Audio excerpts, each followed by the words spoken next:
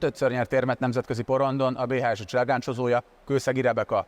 Bronzéremmel tért haza az U23-as potsdami Európa-bajnokságról.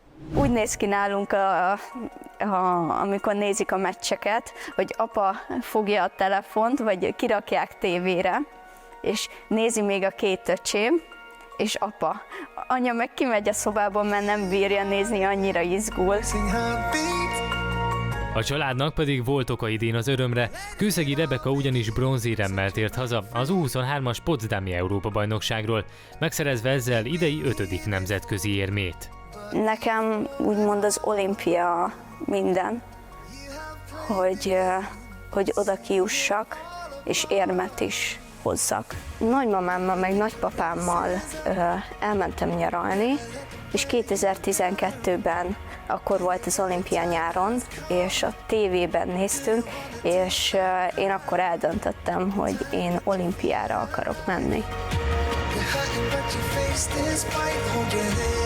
Régen apukám judózott, és én előtte nagyon sok sportot kipróbáltam, de egyik se tetszett igazán, és onnan jött az ötlet, hogy akkor próbáljuk ki a judót. Először egy ilyen kis kezdőcsapatba kerültem, ott szerintem voltam egy évet, utána felkerültem egy nagyobb csoportba, Illés Sándornak a csapatába, és igazából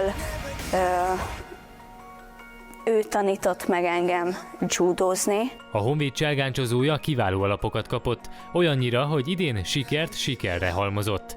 4 Európa kupán is a dobogóra állhatott, 2 bronz, 1 ezüst és 1 aranyérem társaságában, de a legnagyobb eredményét mégis a potsdami U23-as Európa-bajnokságon érte el. Nagyon jól indult, már bemelegítésnél is éreztem, hogy jó lesz ez a nap.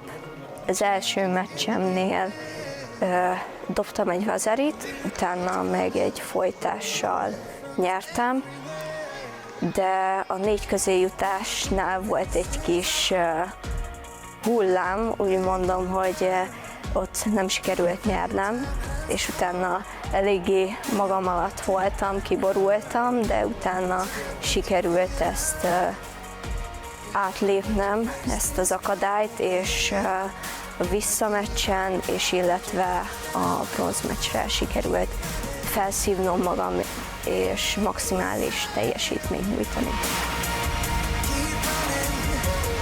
A taktikát már bronzmeccs előtt megbeszéltük ugye Tibibával, és azt mondta, hogy fogjam le a jobb kezét, és hajtóka, és egykaros morote. És ugye sikerült ezzel is nyernem.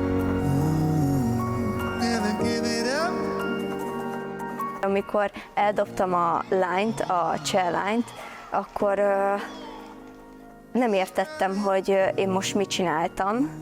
Azt hittem, hogy csak így hasra esett, és amikor beintették, hogy ipon, akkor szó szerint így nem tértem magamhoz, hogy úristen, hogy gyorsan is vége lett a meccsnek, 2 meg, hogy egy EB-n végre sikerült érmet hoznom. És akkor tudatosult így bennem, amikor így lejöttem a szőnyegről, és ugye Tibibel megkérdezte tőlem, hogy na milyen érzés egy EB-ről érmet hozni. Fantasztikus. Nagyon örültem neki.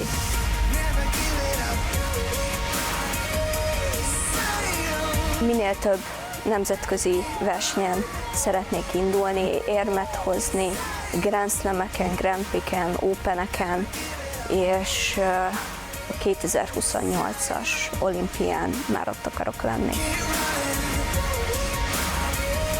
A nagymamám az nagyon büszke rám, sajnos már a nagyapám az nincs velünk, de úgy érzem, hogy ő is nagyon büszke rám.